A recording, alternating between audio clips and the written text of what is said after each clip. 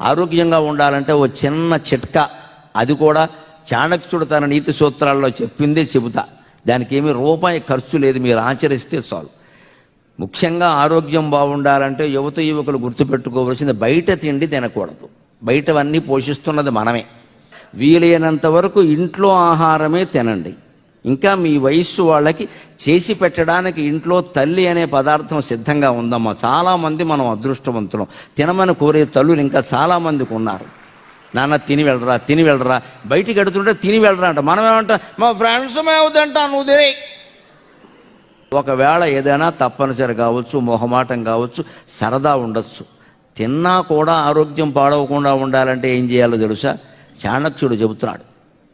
అజీర్ణే భోజనం వారి జీర్ణే వారి బలప్రదం, అజీర్ణం భోజనే వారి